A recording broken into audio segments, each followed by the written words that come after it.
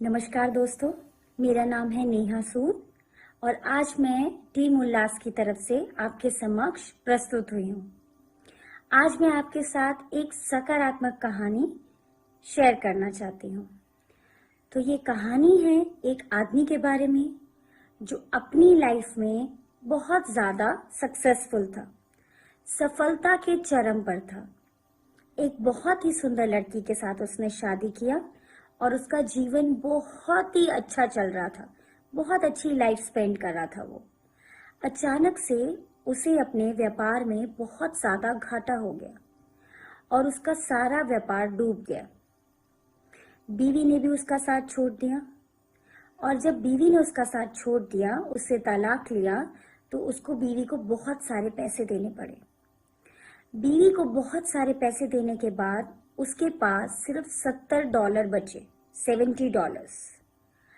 अब वो आदमी सोचने लगा कि मेरा सारा पैसा बीवी ने ले लिया और बाकी मेरे व्यापार में घाटा हो गया, अब मेरे पास कुछ भी नहीं बचा है, तो मैं अपनी लाइफ कैसे जीऊँगा?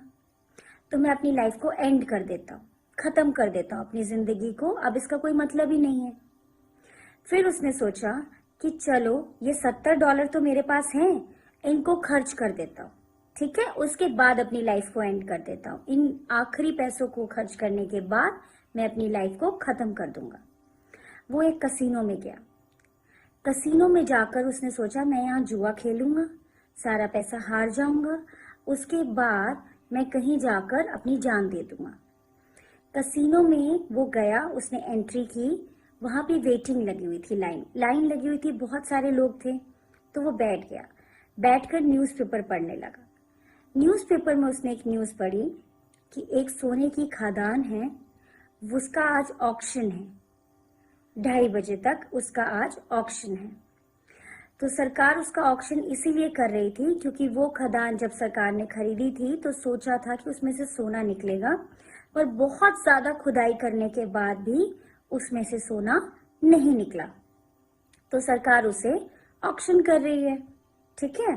तो उसने सोचा कि ये $70 जुए में वेस्ट करने की वजह मैं जाकर उस खदान की ऑक्शन में जाकर बैठता हूँ, ऑक्शन में जाकर बैठूंगा, उस खदान को खरीदूंगा और उस खदान का जो बड़ा खड्डा है उसी में जाकर आत्महत्या कर लूंगा।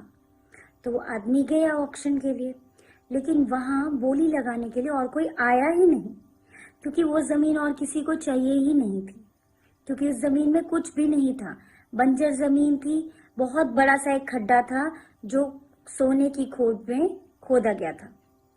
तो वो आदमी गया और ऑक्शन जीत गया और वो खदान उसके नाम हो गई। अब वो खदान देखने गया तो वहाँ बहुत सारे मजदूर बैठे थे। तो उस आदमी ने कहा तुम सब घर चले जाओ और मैं यहीं रहूँगा। उसने सोचा मैं इन मजदूरों को भेजकर इस खड्डे में कूदकर अपनी जान दे दूंगा।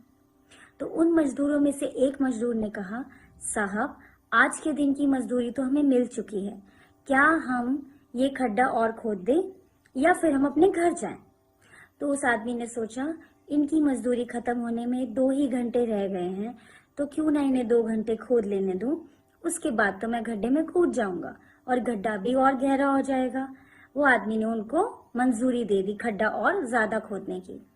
वो मजदूर खोदते रहे और 5 बजे जैसे ही खदान बंद होने का सायरन बजा,